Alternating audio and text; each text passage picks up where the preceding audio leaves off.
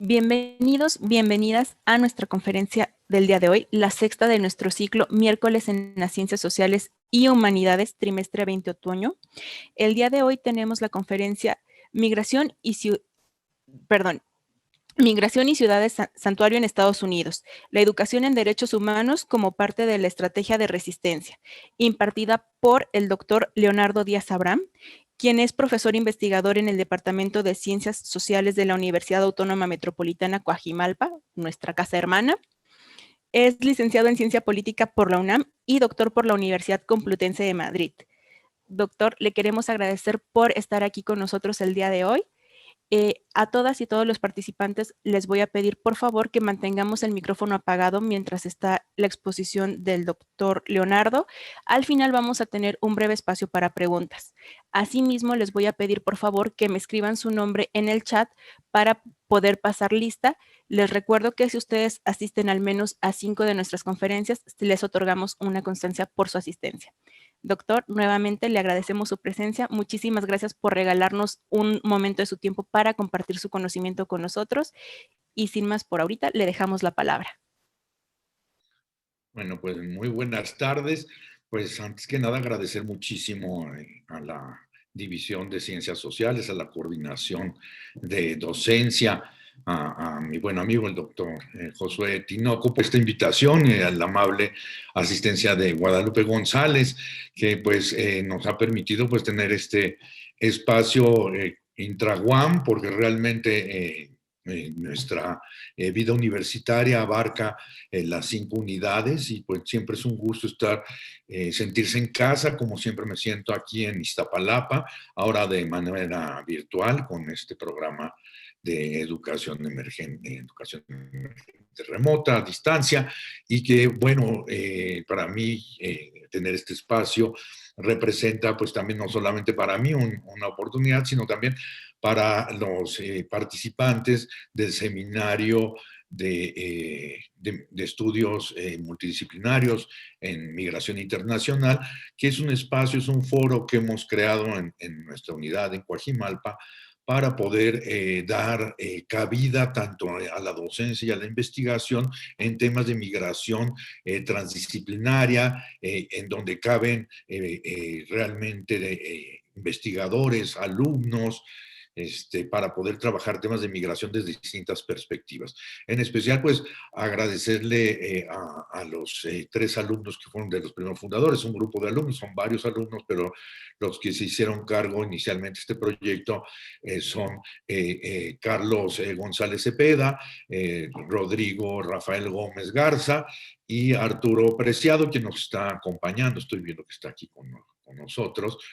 Y que se dieron a la tarea de iniciar un espacio para donde se pudiera trabajar la migración y donde se pudiera impartir docencia y donde pudiéramos tener seminarios de investigación y de intercambio con otras unidades y otras universidades, de hecho, incluso de otros países. Uno de los buques emblemáticos, digamos, de esta aventura que emprendimos juntos, que después nos invitaron al profesor Jorge Culebro y a mí a participar, ha sido la revista Diarios de Terruño, también este es un pequeño comercial, anunciar que pues, hay un espacio donde se puede publicar, esto es un espacio indexado en el que está entre las revistas científicas de CONACYT, tiene un reconocimiento, entonces bueno, es un espacio que se ha abierto pues tanto para especialistas como para alumnos, muchos de ellos de posgrado, la mayoría de posgrado, para publicar, para poder participar dentro de este espacio. En el marco de este seminario, grupo de investigación, pues es que se han generado pues distintos trabajos, como el que les quiero presentar a continuación. Quiero poner un poco en antecedente qué es lo que me ha llevado y cómo es que se ha hecho, que creo que también tiene parte del sentido de estas pláticas, hacia estos terrenos en la investigación. Bueno, lo primero que hay que decir es, yo soy doctor en ciencia política por la Universidad Complutense, como muy bien ya comentó Guadalupe. Mi tesis doctoral versa sobre las relaciones internacionales de las ciudades. Hacia inicios de los años del milenio, que es cuando yo me encontraba haciendo mi doctorado en la Universidad Complutense, en la activación de las ciudades y de los alcaldes y de los consejos y por ejemplo, lo que serían los ayuntamientos de las ciudades, empezaron a tener participación internacional pues para distintas cosas, no solamente para promoción cultural o promoción turística de sus ciudades, sino ya para tener marcos de cooperación internacional y de intercambios de experiencias muy importantes. Y a partir de esa experiencia es que me he ido moviendo hacia cómo las ciudades se han ido empoderando como agentes de las relaciones internacionales y cómo han sido también capaces de generar contrapesos en algunos casos en que existe desacuerdo con los órdenes de gobierno, como es el caso federal. Entonces, a continuación les quiero presentar una investigación que hemos estado desarrollando durante los últimos 2 años sobre cómo son las ciudades santuario, cómo trabajan, quizás la pregunta de investigación central que fue conduciendo mucho de del quehacer del trabajo de investigación fue qué hace santuario una ciudad frente a otras ciudades. En qué sentido una ciudad puede generar condiciones positivas para la inmigración, particularmente irregular? Yo me voy a abstener de utilizar el término indocumentado o ilegal, porque creo que aunque refieren casos específicos, la migración no regular abarca muchos más casos, como puede ser el caso incluso de chicos que llegaron de la infancia a Estados Unidos y que después pues, son acogidos por algún programa, como es el caso de los Dreamers, o bien migrantes que llegaron legalmente y por alguna razón no renovaron su tarjeta verde, el Green Card, y que se encuentran en una situación de irregular distinta a otros que se adentraron cruzando la frontera. Hay una enorme gama de casos. Entonces me gustaría presentar a continuación hacerles una exposición también para ser más amable, en donde ustedes van a poder apreciar algunas cosas de los que les estoy mostrando. Entonces, empezamos con esta presentación. ¿Sí se está viendo bien? Sí, doctor, la vemos, estamos en la primera diapositiva. Correcto. Entonces, he titulado esta presentación para ustedes, Migración y Ciudades Santuarios en Estados Unidos, la educación en derechos humanos como parte de la estrategia de resistencia. Va a ser el punto al que vamos a llegar, esta formación en derechos humanos que va a fortalecer a la ciudad santuario y a sus acciones, pero antes de poder llegar a eso, quiero situarlos en el tema en el que nos vamos a referir. ¿Cómo son los patrones de migración? ¿Qué está sucediendo con la migración? No solamente mexicana, sino latinoamericana en los distintos puntos de Estados Unidos. Veo que hay varios de con mucho gusto y alegría, veo que hay varios de mis alumnos de la licenciatura.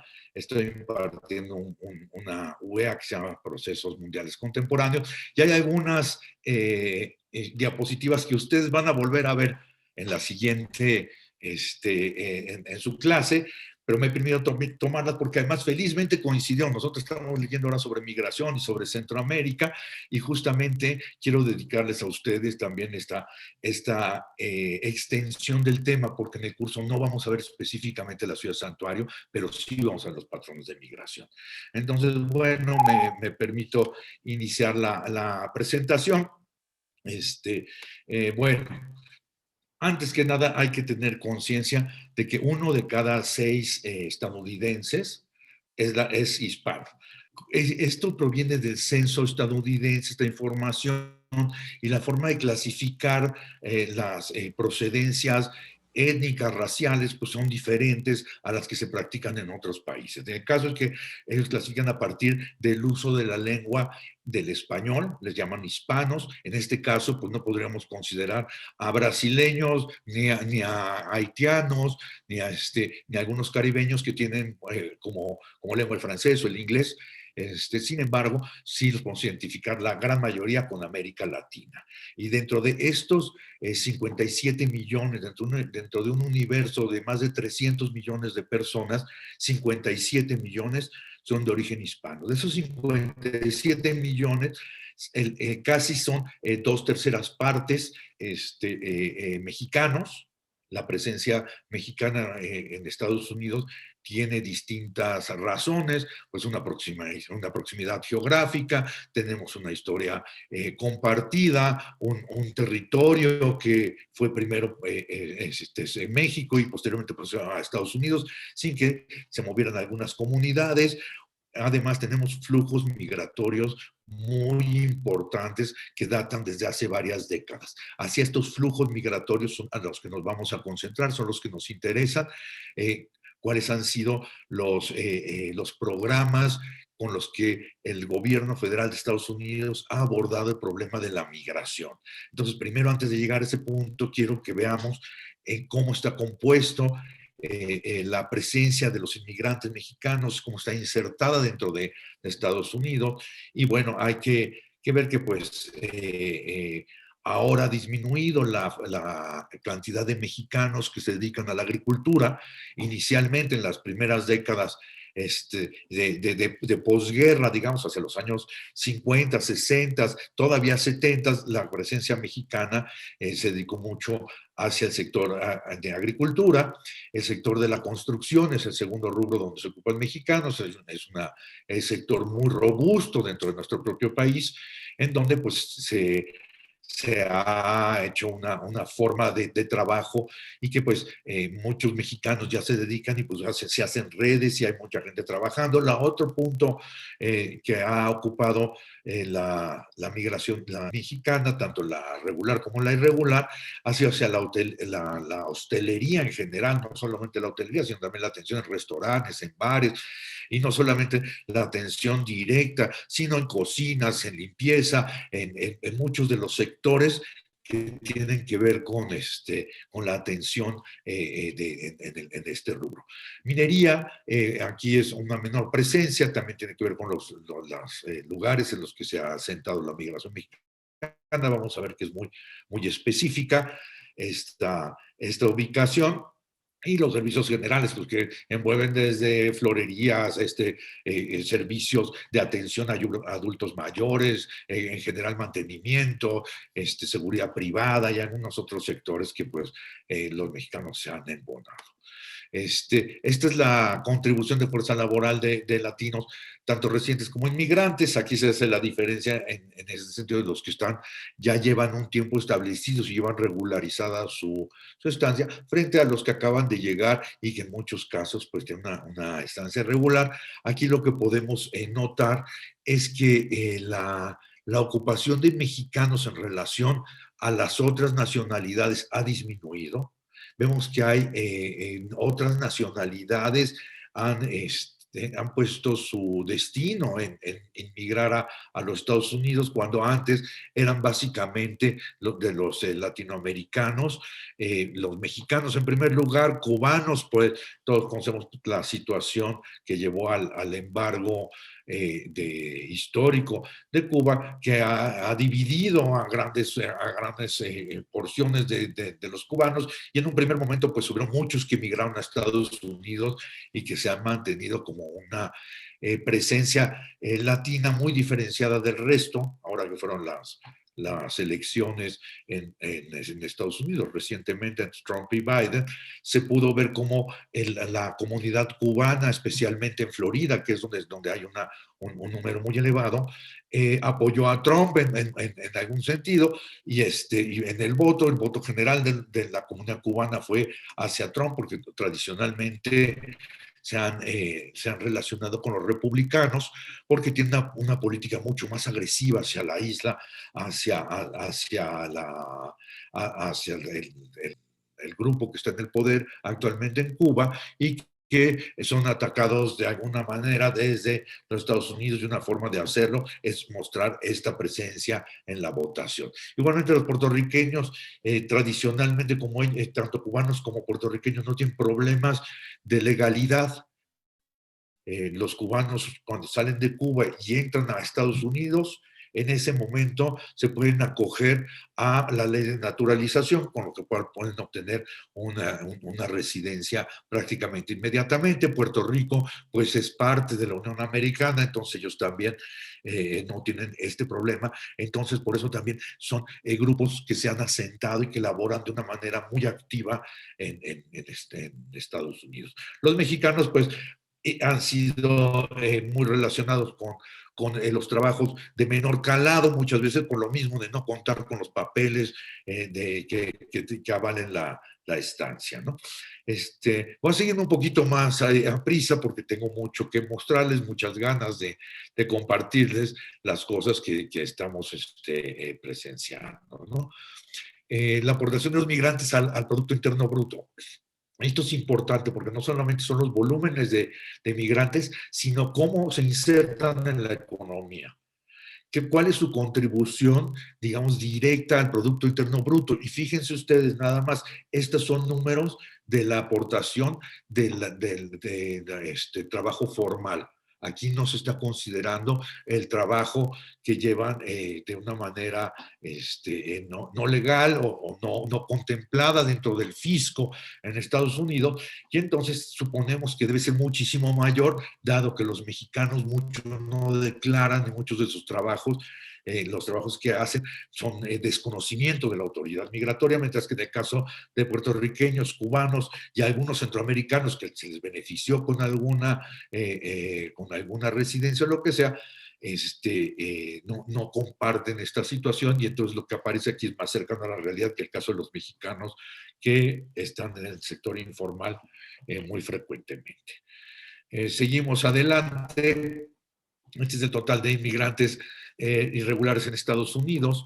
Si se fijan ustedes, a partir de la formación en el 2003, más o menos, que del Departamento de Seguridad Nacional, que surge a partir del ataque a las Torres Gemelas en el 11 de septiembre de 2001 en Nueva York, va a surgir esta tendencia a la baja, y eso tiene que ver también con el control de fronteras y con los programas activos de deportación, que son el tema de esta conferencia. Entonces podemos ver que hacia 2006 tocamos el punto más álgido, y también va a venir el problema de la burbuja inmobiliaria en Estados Unidos, que va a ir de 2006 a 2008, 2009, cuando va a afectar la economía estadounidense, y va a venir un recorte, por ejemplo, en sectores, por ejemplo, el sector de la construcción fue un sector muy afectado con esta crisis, y eso pues también responde a la repatriación de mexicanos durante este periodo, y también al frenado de la migración mexicana. Uno de los argumentos frecuentes que utilizan los estadounidenses para justificar también explicar este descenso, es el que la economía mexicana no ha mostrado signos de deterioro notables como había sido en los años 80, principios de los 90, cuando hubo una oleada muy fuerte de migración. Sin embargo, pues también nosotros que vivimos de este lado de la frontera sabemos que las condiciones de seguridad en muchas comunidades ha impulsado una migración también a los Estados Unidos, que a lo mejor no figura con claridad, y ha habido un desplazamiento interior dentro del país, no solamente una migración internacional, sino ha habido un desplazamiento de determinadas zonas en donde la seguridad pues ha decaído profundamente, ¿no?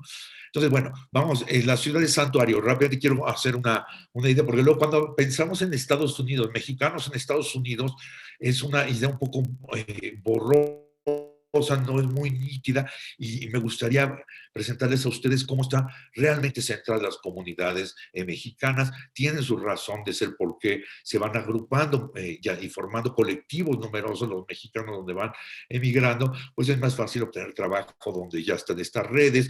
Las familias son el conducto central para emigrar y tener asistencia y poderse asentar en Estados Unidos. Entonces uno va emigrando donde ya hay gente que conoce conoce. Hay migración prácticamente también por regiones. Los pobladores mixtecos emigran a determinada zona, los del Distrito Federal tienen otro tipo de vocación y migran hacia otros puntos, y eso pues va agrupando a los distintos, ya no solo son mexicanos, sino mexicanos por regiones, ¿no?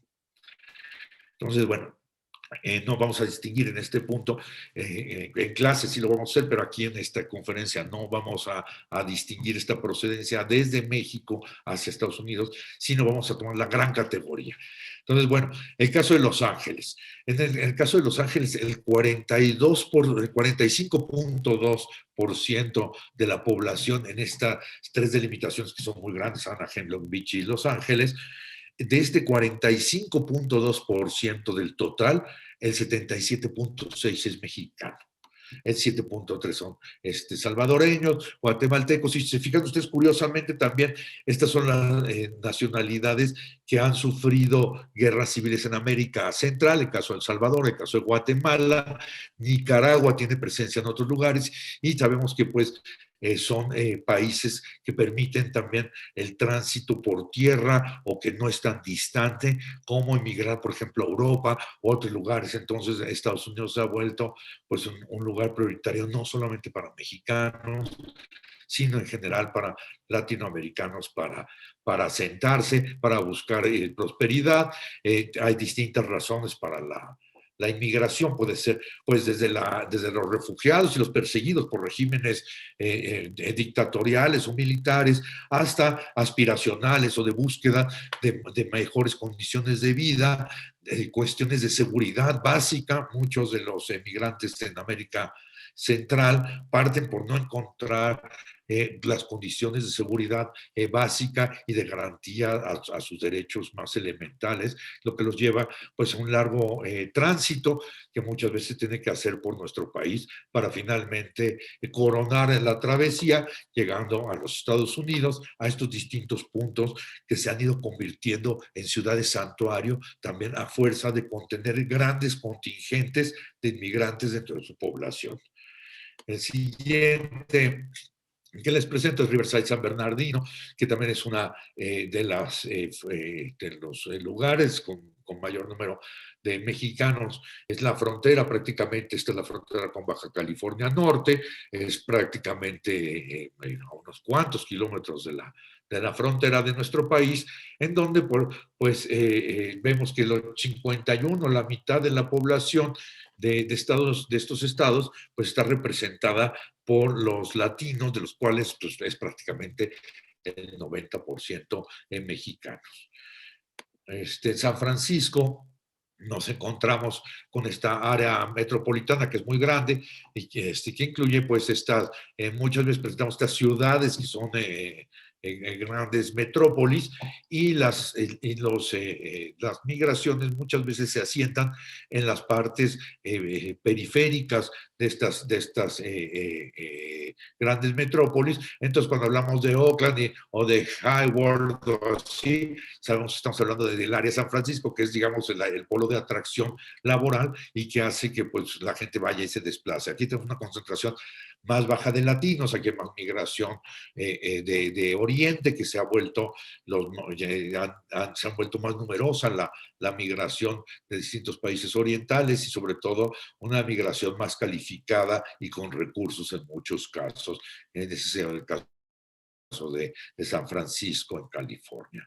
Seguimos adelante, Houston, ahora del otro lado de la frontera mexicana, del lado de Texas, nos encontramos en esta zona que tiene una población de 6.9 millones de pobladores. Es una de las regiones más pobladas de los Estados Unidos. La cuenca de Houston, San Antonio, esta región central en Texas, acoge a muchos pobladores, y de entre esos el 37.6 son latinos, ya que encontramos que 2/3, 3/4 partes son mexicanos. Seguimos adelante. En San Antonio, que les mencionaba, pues bueno, aquí llegamos a ser mayoría los latinos de esta población, de 55.4, y del cual los mexicanos son el 89. Realmente los pobladores mexicanos en esta zona de Braunfels, de New Braunfels y San Antonio, se han convertido en mayoría, y es una zona que incluso se dice que no se necesita ni siquiera hablar español para trabajar y para poder tener contacto con las demás personas. Con un alto número de mexicanos y de otras nacionalidades, que aquí ustedes pueden ir ubicando. Los otros, pues son ya el caso de los sudamericanos, los que ya vemos con más frecuencias, o con economías no tan vulnerables, como es el caso de Centroamérica, que expulsa a muchos miles de personas año con año. Vamos a Chicago, que es otro de los puntos de inmigración muy importantes. Aquí vemos que en Chicago tenemos una gran población, es una zona industrial muy importante y de servicios de las principales ciudades de Estados Unidos, en donde los latinos representan casi una cuarta parte. De esta porción, más de tres cuartas partes de estos son mexicanos. Hay grandes comunidades de mexicanos que llegaron hace mucho tiempo, hay otros que han ido llegando y se han ido quedando con las distintas oleadas de los distintos tiempos que han tenido, desde el programa Braceros, que fue un programa instituido durante la Segunda Guerra Mundial para apoyar a la producción agrícola en territorio estadounidense, mientras muchos de los productores, de los granjeros, de los agricultores estadounidenses estuvieron peleando en Europa durante la Segunda Guerra Mundial. Igual va a pasar durante Corea. En Corea sí va a haber mexicanos al frente en el ejército, sin embargo, mucho de la mano de obra mexicana se va a ocupar en la parte de la producción local en Estados Unidos.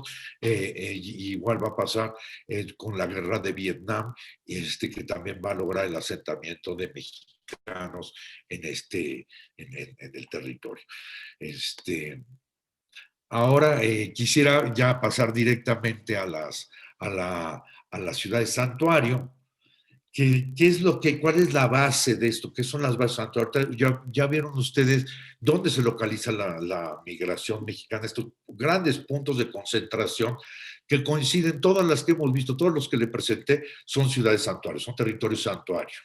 Entonces, es una necesidad de reconocer una realidad que ya existe. Hay redes familiares y hay entornos favorables para el trabajo de los inmigrantes, muchos de ellos irregulares. Estas categorías se confunden. Es muy frecuente que dentro de un mismo núcleo familiar hayan miembros que tienen permisos de trabajo y miembros que no. Entonces no es tan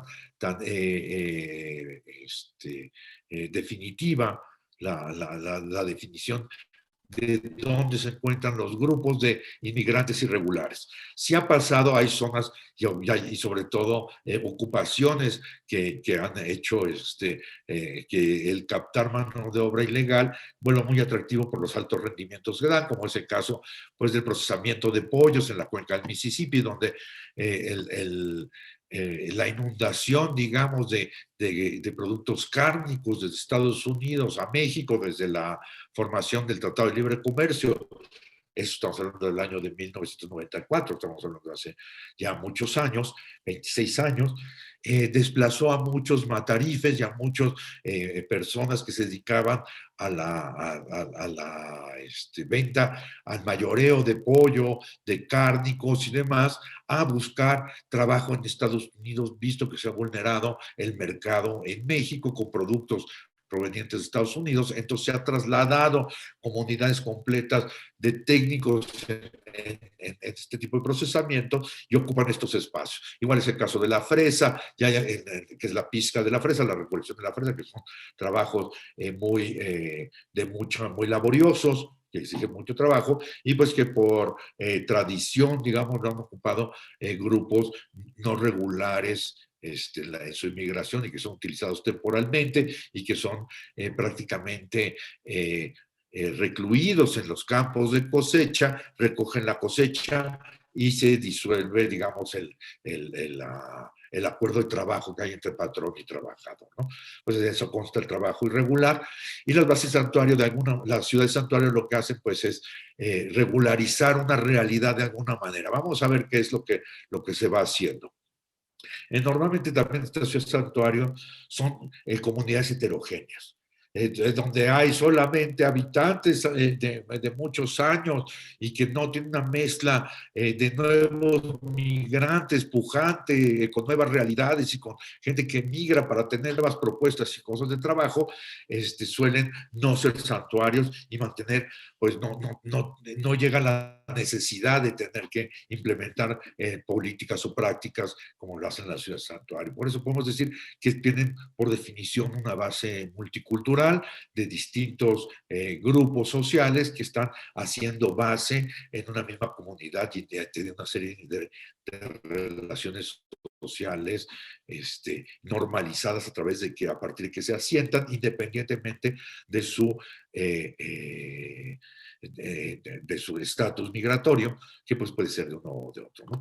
Suele haber en las ciudades el santuario, no es nada más una iniciativa del gobierno de la ciudad, de la alcaldía o del propio alcalde, sino suele haber bases, organizaciones de base, liderazgos al interior de las comunidades que se insertan dentro de la vida política local y muchas veces también se cambia, se perciben como grupos que pueden favorecer electoralmente a determinados candidatos. No nada más es favorecer por razones de derechos humanos y de justicia básica, sino tiene que ver también con el acercarse a determinados colectivos, a determinadas organizaciones que se hace pues a través de ellas, ¿no? Esta forma de engarce, de contacto con con los migrantes y las ciudades y los ayuntamientos, ¿no? Una cosa común que tienen es que se fija una posición frente al gobierno federal. La ciudad de santuario no nada más hace una declaratoria de santuario, sino hacen una postura de resistencia hacia las medidas de inmigración federales, porque si hubiera un acuerdo y estuvieran de acuerdo en la manera en que funcionan las instancias federales, no tendría ningún sentido convertirse en una ciudad santuario, y entonces esta posición de resistencia hacia la acción de determinadas políticas, leyes y corporaciones federales es un terreno común para todas las ciudades santuario. ¿A qué se enfrentan? Pues básicamente es al brazo fuerte, a la corporación fuerte que se llama el ICE, que es el Servicio de Inmigración y de Aduanas, controla este brazo, esta corporación equivalente al Servicio de Inmigración nuestro, pues se deriva del Departamento de Seguridad Nacional, que está inserto dentro de un enorme sistema de seguridad, como Estados Unidos, donde dependen igualmente el ejército, la marina, y es un sistema muy complejo, y dentro de este sistema la seguridad nacional depende de este organismo que es el DHS y que tiene este brazo ejecutor que es el ICE, que es el que lleva a cabo, ejercita, lleva a terreno las prácticas y las políticas de combate a la inmigración ilegal que tiene como función el Departamento de Seguridad Nacional. El ICE no opera como una corporación policíaca, sino lo hace a través de programas específicos. Sus acciones están envueltas dentro de los programas de acción que ponen límites y establecen objetivos. No son como policías que estén en la calle viendo quién tiene papeles, quién no. Controlan físicamente las fronteras terrestres, marítimas, aéreas, pero no están en funciones de estar específicamente en la calle estableciendo retenes o algo así, sino tienen específicamente programas que son los que los recubren con legalidad las acciones que llevan a cabo. Entonces, estos programas del ICE están básicamente dirigidos a contrarrestar y a gestionar las deportaciones, o sea, la detección, la gestión de papeleo, de poder deportar a alguien y físicamente expulsarlo de los Estados Unidos. Ese sería como el objetivo central, pero dentro de las investigaciones que hemos estado desarrollando, hemos encontrado que es muy subjetiva la forma en que se seleccionan los objetivos, no es aleatorio, se dirige específicamente hacia las comunidades mexicanas, hacia las comunidades centroamericanas, específicamente hondureños, salvadoreños, guatemaltecos, a determinadas comunidades caribeñas, como es el caso de los haitianos, y a los musulmanes, a los practicantes del Corán, que eso desde el 11 de septiembre, a partir del ataque a las Torres Gemelas, entraron dentro de las prioridades que tienen los servicios, las corporaciones de control, y entonces empezamos a ver que hay un sesgo en encontrar a través de determinados rasgos físicos, culturales o de vestimenta a los objetivos de extradición. Y eso pues significa una violación a los derechos humanos o civiles. Aquí, ¿por qué hago esta distinción? Bueno, los derechos humanos, bajo una concepción cosmopolita, pues son universales para todos, independientemente que hayas entrado regular o irregularmente, o se te haya vencido la visa o no se te haya vencido, estás sujeto tú a tener estos derechos, mientras que los civiles dependen directamente de las constituciones y las leyes. Entonces podría darse el caso que las violaciones a estos derechos sean civiles, por ejemplo, en el caso de un ciudadano estadounidense que se ha detenido por ser aparentemente inmigrante ilegal, como se dio un caso específico en el norte de Estados Unidos. Un señor Galarza fue detenido en uno de los controles de migración y no tenía forma de identificarse y fue sometido a la detención como si fuera un inmigrante ilegal. Y después pudo demostrar que era un ciudadano estadounidense como otro y demandó al municipio. Y eso llevó a frenar a muchos municipios de colaborar con los gobiernos federales, porque muchas veces se faltan los derechos, no solamente de inmigrantes irregulares, como se podría suponer, sino de inmigrantes regulares y de ciudadanos estadounidenses con determinadas apariencias o determinados idiomas o lenguas o formas de vestimenta, lo cual es inaceptable. Estos programas que dan cobertura, digamos, que son los conductos por los que fluye el ejercicio del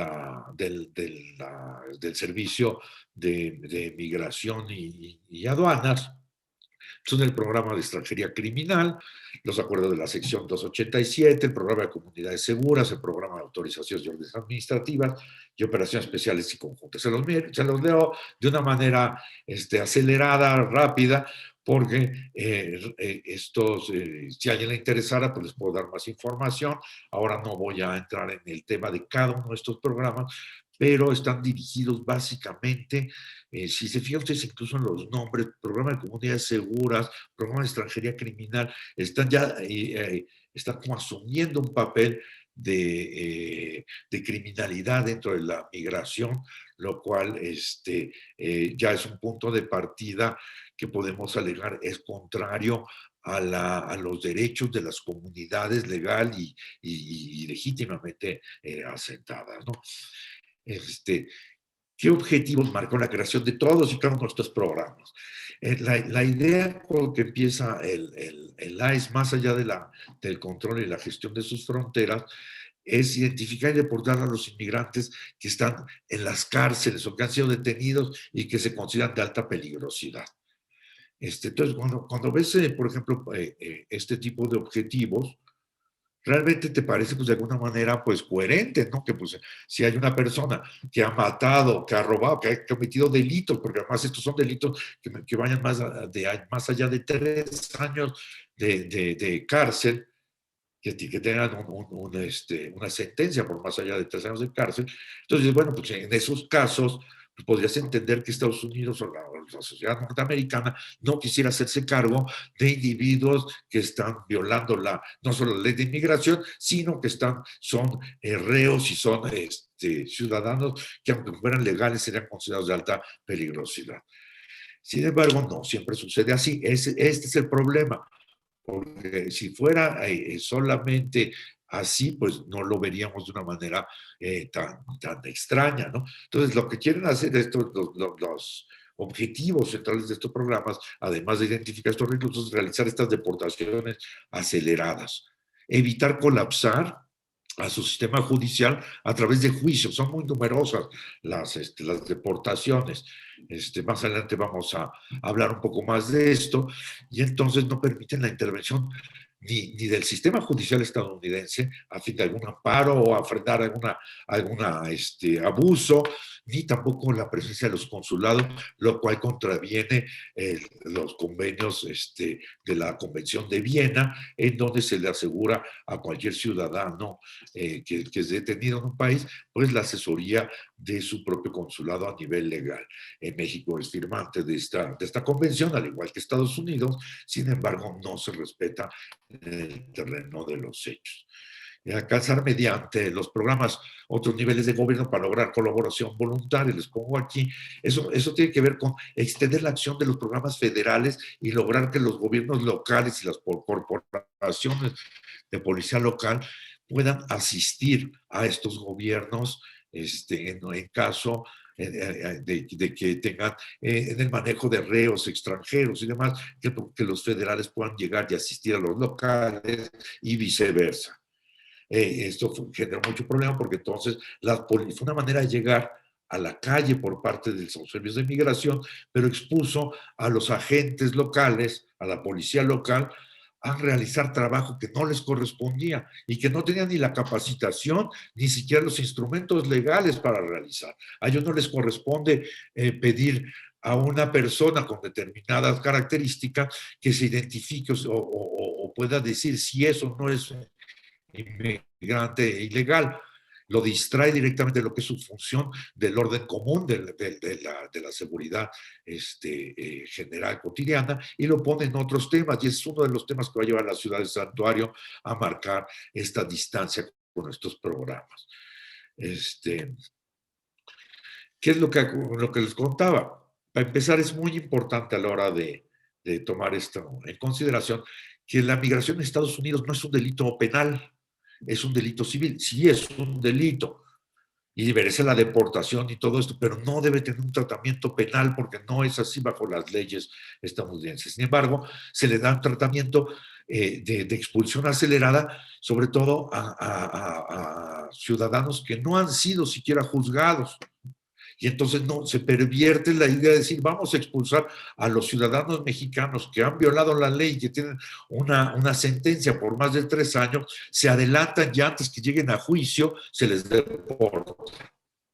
Y entonces es cuando uno se pregunta, estos programas de migración estadounidense no son realmente gestionados con una mirada realmente subjetiva, no están realmente confeccionados específicamente para determinadas comunidades, con lo cual sería ya un atisbo de falta a los derechos humanos, a cual establecer a personas como los policías y los agentes del orden, permitirles que juzguen a través de sus prejuicios de dónde puede ser la procedencia de alguien.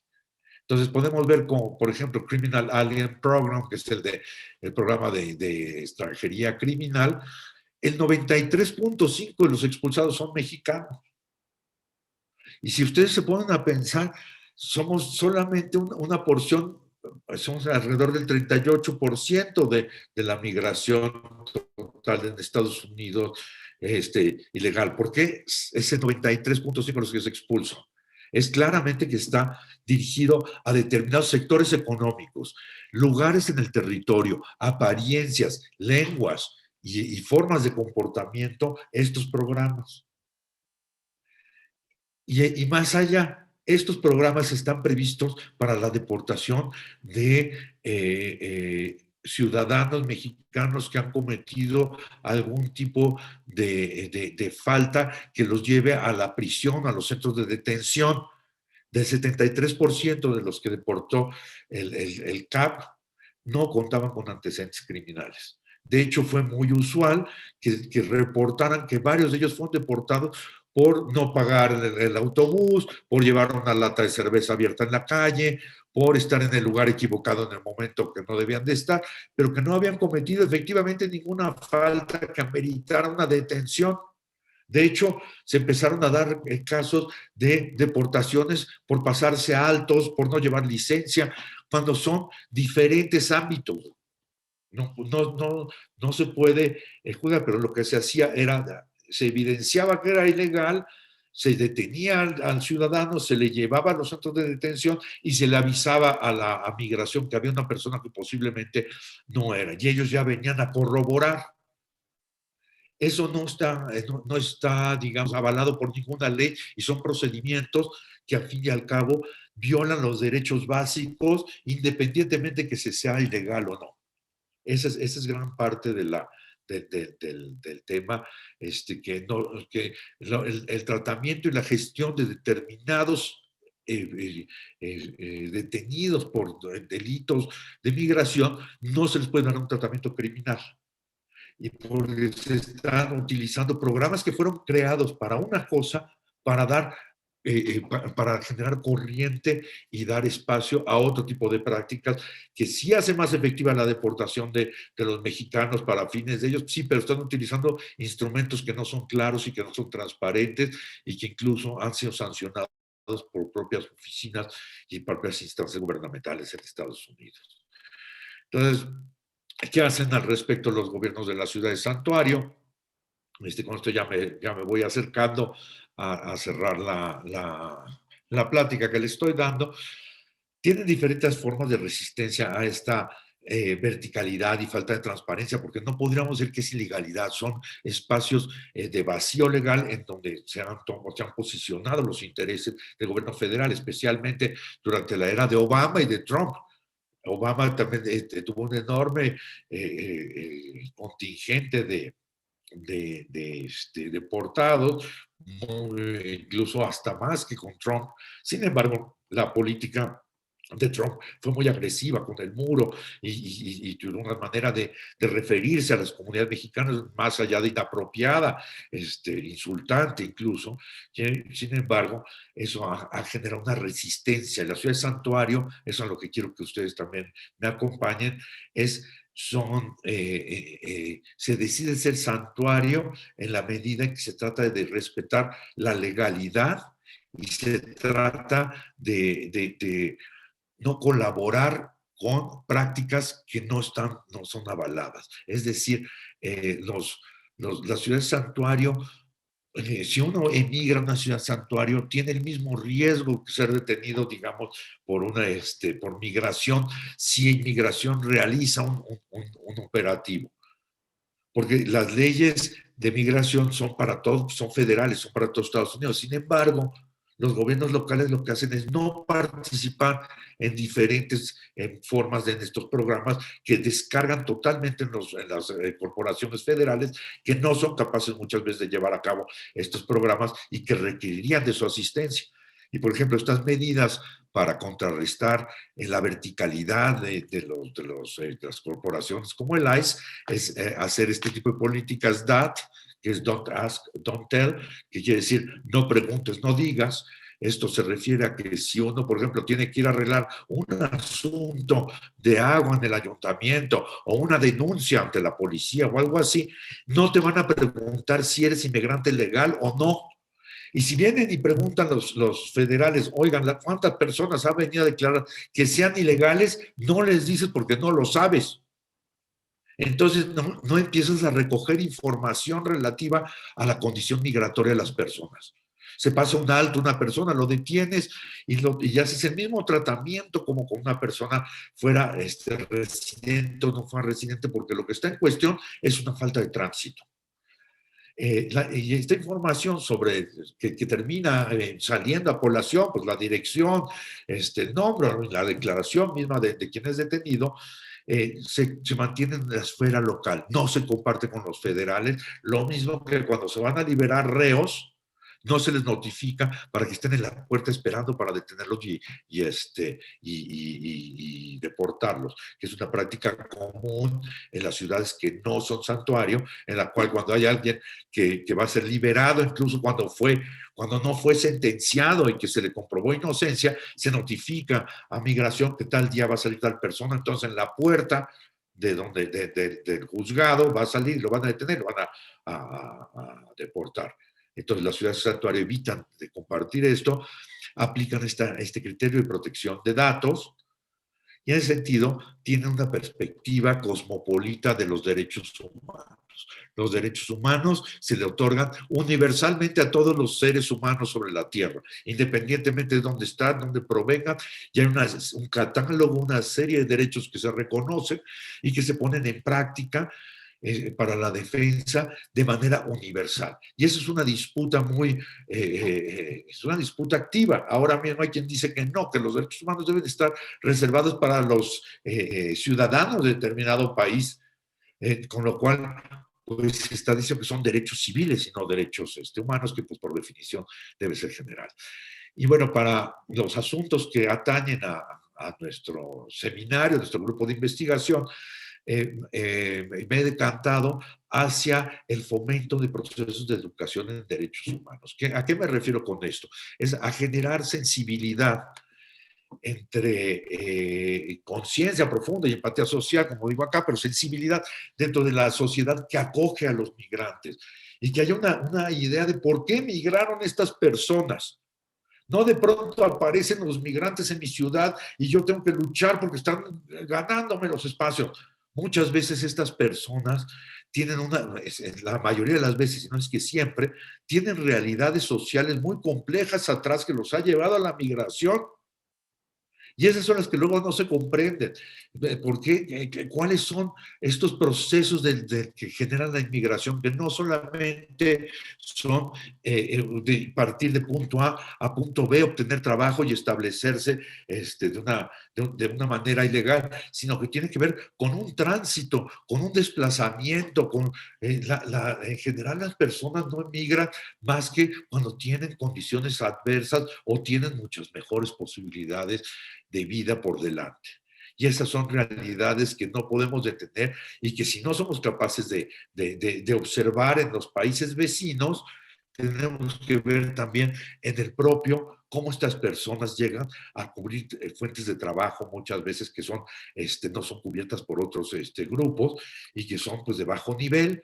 Están enfrentando la clandestinidad, están enfrentando la marginalidad, muchas situaciones que no pareciera como deseable la migración como tal. Ahora, ahí es a donde quiero llegar y es donde creo que es muy importante relacionar la política exterior de Estados Unidos y digamos, nosotros la tenemos muy cerca, especialmente ya vimos de dónde provienen, dónde se concentran. Estamos hablando de centroamericanos, estamos hablando de mexicanos, que vienen de regiones donde tienen problemáticas muy claras, muchas veces de seguridad física, que los lleva a la inmigración y que por lo tanto no puede juzgarse como una cuestión de oportunismo, de buscar condiciones favorables en detrimento de otros, sino es muchas veces correr por la vida. Es una migración forzada muchas veces, que puede ser temporal o puede ser permanente, y ese es el caso también de nosotros mexicanos, que en muchas zonas las condiciones de seguridad son tan bajas que buscan refugiarse con mejores condiciones en otros lugares. Entonces, al realizar este tipo de prácticas como esta promoción de la educación de derechos humanos, en generar este diálogo entre los que están asentados y los que van llegando, y esta comprensión de fondo sobre las condiciones, lleva a diferentes beneficios que convienen a la ciudad de Santuario seguir adelante con estos programas, como es, pues no sé, la definición programática y presupuestal de sus prioridades, porque si llega el gobierno federal a establecer procedimientos sobre cómo deben las policías locales comportarse con los inmigrantes ilegales, ya se están distrayendo los oficiales de policía pagados por los ayuntamientos, por los gobiernos locales, en cubrir actividades que están encomendadas a otras corporaciones.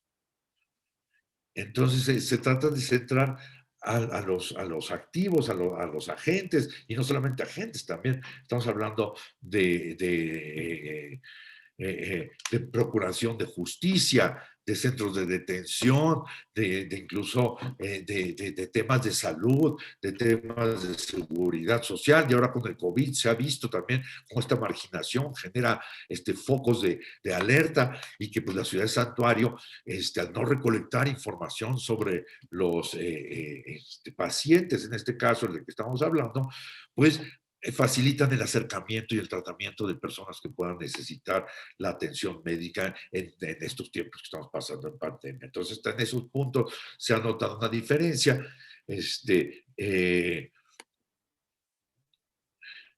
Bueno, ya antes de dar las conclusiones, quisiera ya acotar estas diapositivas.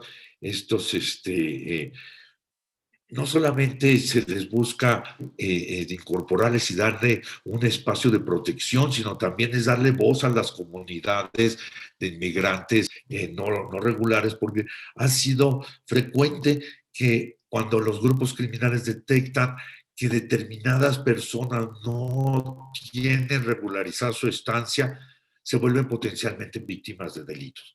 Y encima, cuando alguien es víctima de delito y no denuncia, entonces se está victimizando por un lado, y por otro lado se está generando una dinámica perversa al más vulnerable, estársele dejando expuesto a las peores situaciones de seguridad pública. Y esto también tiene que ver con las comunidades con las que se sienten protegidas, pues son capaces de participar en las denuncias y poder tener un mejor contacto con las corporaciones policíacas, y sí poder colaborar en un momento dado, ya sea como testigos o como denunciantes, cosa que es muy importante para mantener el tejido social y la gobernanza en el plano local.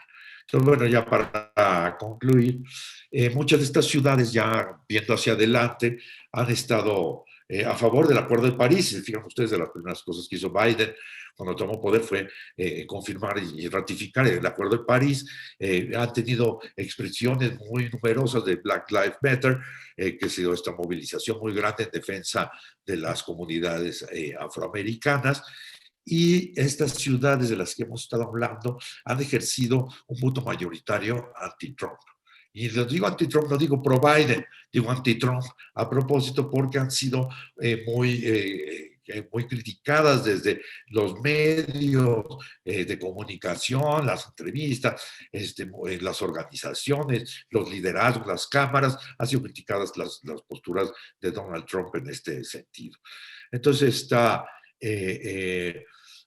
estas ciudades también han servido para resguardar y dar valor a determinadas expresiones culturales que no deben de ser estigmatizadas, como es el caso de la cultura mexicana, la cultura híbrida entre mexicoamericana, y que pues tiene grandes potenciales y que pues merece ser apoyada y reconocida. Y bueno, pues estas manifestaciones de rechazo hacia las comunidades de inmigrantes, que los estadounidenses lo han llamado pre-immigration, que es a partir de determinado perfil, criminalizar. Y por ser inmigrante quiere decir que puedes generar mayor inseguridad, cuando se ha demostrado que cuando hay contacto entre las comunidades de inmigrantes y las corporaciones de justicia y de policía, disminuyen los índices de inseguridad. Entonces, asociar a la migración con la inseguridad se ha demostrado que es algo que no es real. Y bueno, pues estos se manifiestan a través de estas ideas, pues estos dos grandes proyectos con los cuales Estados Unidos se ha confrontado continuamente desde su guerra civil, estas figuras de concepción de cómo concebir a los Estados Unidos, pues se ha manifestado en estos y pues, que vimos ahora en la elección de Trump y Biden, pues estas dos expresiones mayoritarias sobre cómo se debe de concebir lo doméstico de lo global, lo nacionalista de lo cosmopolita, lo universal frente a lo local, y estas visiones confrontadas sobre migración y sobre todo un tema que está atrás de esto, que es la protección o liberalización del mercado laboral al interior de Estados Unidos. Bueno, pues en esta parte pues yo dejaría abierto a comentarios, a críticas, a propuestas, a todo lo demás, y estoy pues atento a ustedes. Muchas gracias, doctor. Si alguien tiene algún comentario, alguna duda, por favor, escríbanlo en el chat. Además, mientras ustedes nos escriben las preguntas, les hago la invitación para nuestra 7ª conferencia, que será la siguiente semana. El título es Violencia y Representaciones Sociales, impartida por el doctor Eulogio Romero. Ya tenemos los primeros comentarios. La primera pregunta, escribe Roberto. ¿Qué podríamos exigir a los gobernadores de las ciudades santuario para evitar detenciones arbitrarias? ¿Cómo se puede exigir el derecho cosmopolita sin violar la autonomía de una ciudad santuario? No, muchas gracias. Bueno, es una muy buena pregunta porque pues, está dentro del corazón del meollo, digamos, que es las policías locales dependen directamente del ayuntamiento, del alcalde, de la alcaldía y demás. Entonces, ¿qué es lo que pueden hacer? Pues hacer protocolos en los cuales no se pregunte, por ejemplo, si eres inmigrante ilegal o no lo eres, y que se actúe de una manera imparcial, independientemente de una suposición que sea que, por ejemplo, pueden suponer que porque no hables inglés eres un inmigrante ilegal, cosa que no es verdad. En Estados Unidos hay personas que han logrado una residencia sin tener sin hablar correctamente la lengua.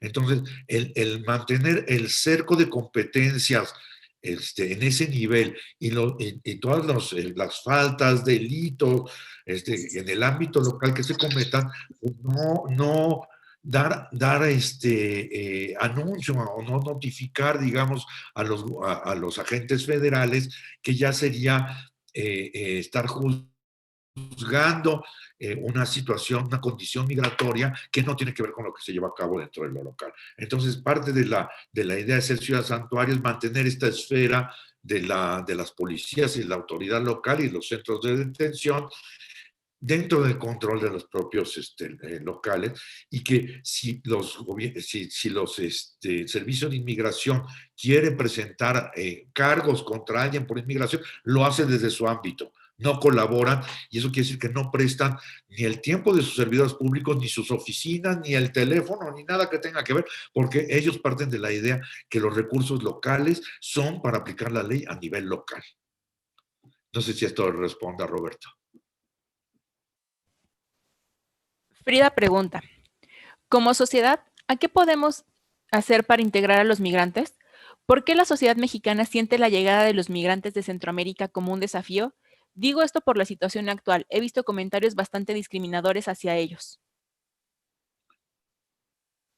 Me parece una excelente pregunta, porque creo que además una segunda parte, digamos, de la reflexión de esto que estamos haciendo tiene que ver con esto que menciona atinadamente, que es por qué en México, cómo podría operar esto de las ciudades santuario, cómo podría ser, por qué existe esta percepción tan negativa hacia los inmigrantes centroamericanos en México. Han habido distintas investigaciones, trabajos que han apuntado a distintos puntos, pero creo que es muy importante que se mantengan y se respeten los niveles de gobierno y la acción de las corporaciones. Volvemos a un punto álgido, que es la esfera de gobierno y los intereses que definen a los gobiernos locales dentro de esto. Entonces, aunque hay ciudades que se ven muy afectadas por la inmigración irregular, como pues, puede ser el caso de Tapachula, por mencionar, también Tapachula se ha visto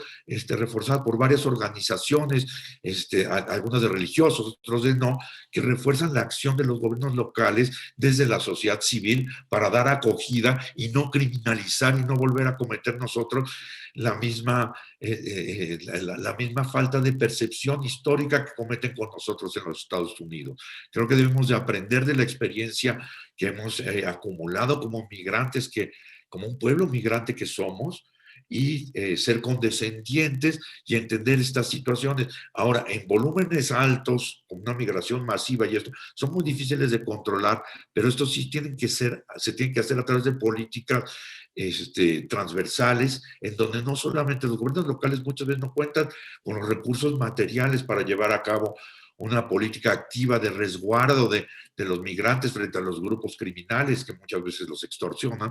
Entonces sí es necesario que interactúen la esfera estatal, la esfera federal y los locales en generar estas condiciones pues a partir de las herramientas que disponen a nivel de gobierno. Pero esto sí es un acuerdo real que se tiene que llevar a cabo en el terreno, porque muchas veces se firman documentos en oficinas, pero la realidad de los vistas aduanales y de los agentes de migración en el día a día es otra. Entonces creo que sí es importante en México discutir la posibilidad de compartir el problema de la migración, pero cada uno es de su ámbito y los gobiernos locales pues no incidir en faltas graves hacia los derechos humanos de los migrantes. Y bueno, pues sobraría decir que nosotros como pueblo migrante deberíamos de comprender de pronto estas necesidades y tratar de actuar en gestionar la migración y no verla necesariamente como una amenaza. Escribe Ricardo. Le agradezco el tiempo que dedicó a esta maravillosa conferencia y por compartir esa pasión por el tema, así como por sus conocimientos, doctor Leonardo. Como pregunta, tengo la siguiente. ¿Cuál es su opinión con respecto a los programas de trabajadores temporales que van por temporadas a trabajar y después regresan a su país de origen? ¿Puede presentarse como una medida regulatoria que permite un mejor flujo migratorio o puede resultar contraproducente y generar mayores desigualdades? Bueno, me parece que es una modalidad muy interesante. Yo creo que es correcta en la medida en que tenemos que tomar la migración como un fenómeno muy complejo y que no tiene solamente una medida de respuesta, sino hay diferentes medidas a diferentes situaciones y condiciones. Me parece que la migración temporal sería una salida deseable incluso para migrantes que tienen muy específica su permanencia en Estados Unidos y van a realizar determinadas labores, muchas veces asociadas con la producción del campo, que pues tiene temporalidades, y que pues ellos podrían estar sujetos a estas formas de regulación temporal, como fue el programa de braceros y los paisanos, y otras formas que hay de ida y de venida, porque no nada más es pensar la migración como un proceso de ir de México y asentarse en Estados Unidos, sino es también la vuelta al país, no solamente de las personas, sino de los recursos, la permeabilidad cultural que vamos generando. Y bueno, pues hay diferentes condiciones. Como les mencionaba, pues hay lugares en Tamaulipas que pues, han sufrido por el crimen organizado y que las condiciones de migración de las personas de estas regiones pues son muy diferentes a personas que se pueden establecer en sus comunidades durante determinado tiempo y emigrar unos cuantos meses y venir y incorporar a su día a día pues un dinero adicional. Me parece que es importante, pero creo que hay que estudiar diferentes posibilidades para diferentes colectivos. Además, bueno, hay que mencionar que México es un país muy diverso. La migración del sureste no es parecida siquiera a la migración del noroeste. Somos un país que tiene realidades laborales, culturales, vocaciones de trabajo diferentes. Entonces, en ese sentido, creo que la solución tiene que ser muy diversa. Escribe Andrea. Retomando las ideas de Sanjay Paradhan, el video que nos envió, ¿en qué sentido las herramientas de geolocalización, plataformas digitales, podrían mitigar la violación de los derechos humanos del migrante? Y si ya existe y conoce, ¿podría mencionar alguna? Sí. Hola Andrea, mucho gusto en saludarte. Mira, creo que es información que está por hacerse. No conozco algo que exista ya como tal.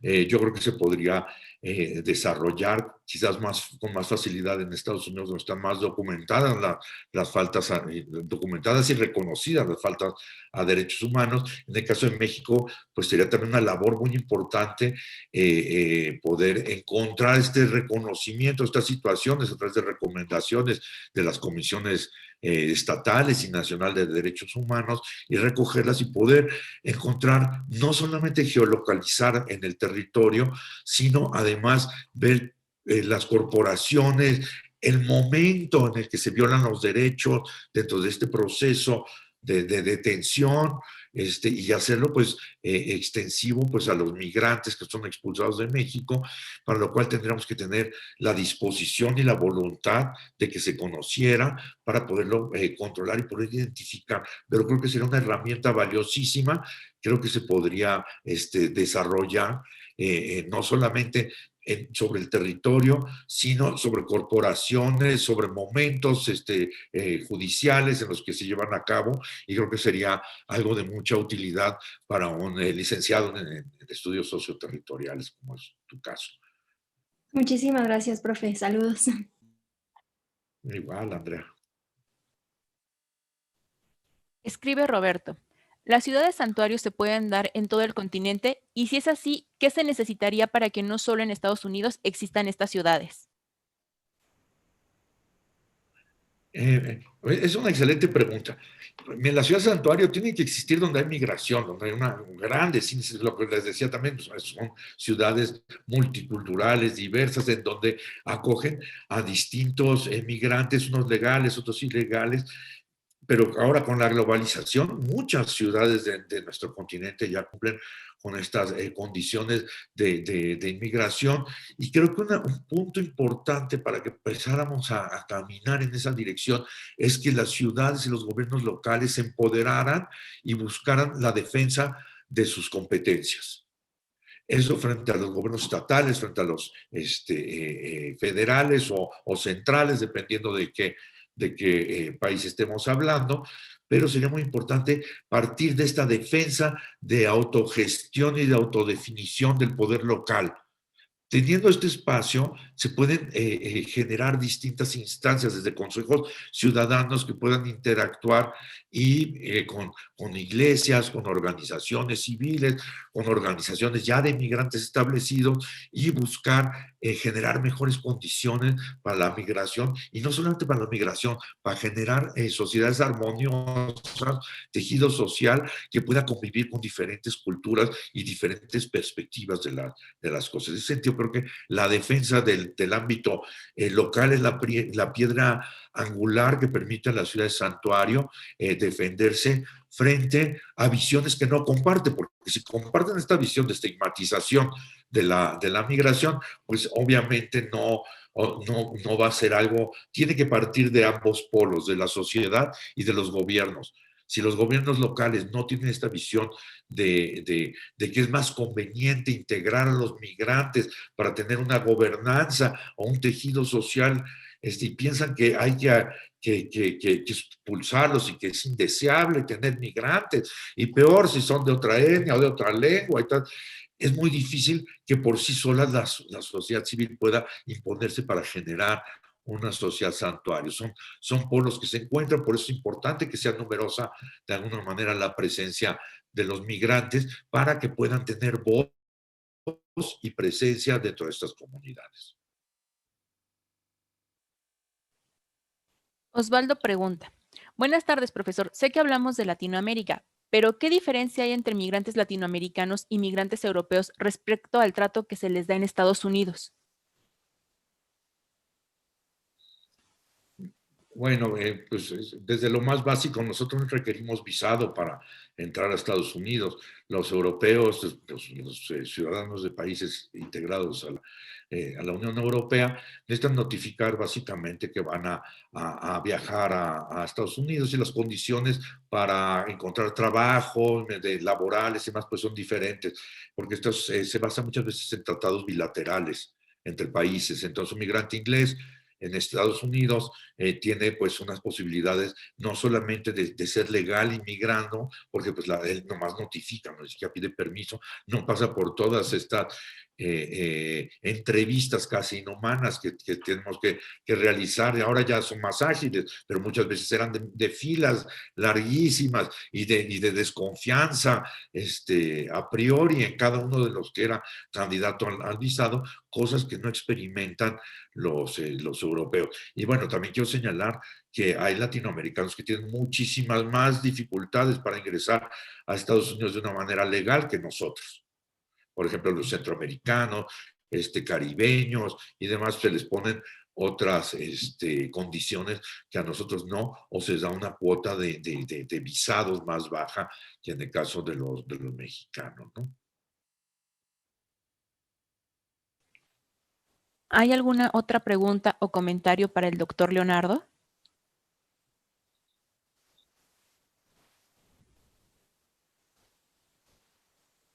Mientras se animan a escribir otra pregunta, les recuerdo la invitación que tenemos a nuestra siguiente conferencia, Violencia y Representaciones Sociales, impartida por el doctor Eulogio Romero.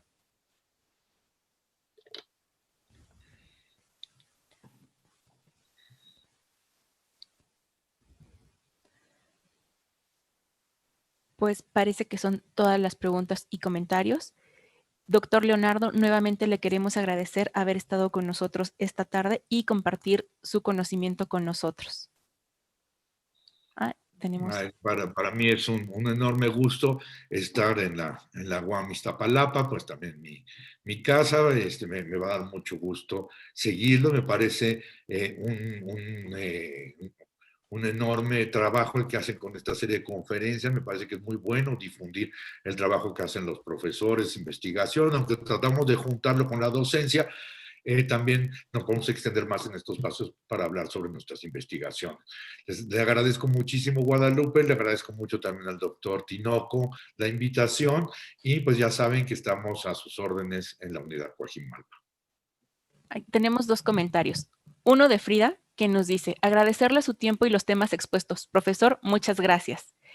Y Rocío escribe, es un comentario. Me ha gustado mucho la conferencia y sus clases. Me encanta la pasión que le pone y que nos brinda tanto conocimiento.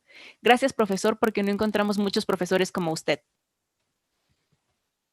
Les agradezco muchísimo a mis queridas alumnas, tanto a Frida como a Rocío, que además realmente todos los alumnos que han estado aquí pues, son alumnos destacados, y que pues realmente ustedes realmente pues, le dan sentido a mi trabajo, y les agradezco sus comentarios. Osvaldo escribe, gracias también, profesor, saludos. Pues saludos y nos vemos muy pronto en clase, chicos. Nuevamente, muchísimas gracias, doctor Leonardo. Esperamos contar con su presencia en futuras ediciones de nuestro ciclo de conferencias. Le agradecemos por el tiempo que nos regaló y el conocimiento que nos compartió. Muchas gracias a ustedes. Agradecemos a los asistentes por su participación el día de hoy. Y bueno, sin más por ahorita, les deseamos buena tarde a todos y a todas. Gracias igualmente. Bye. Gracias, abrazos. Nos vemos. Gracias, hasta luego.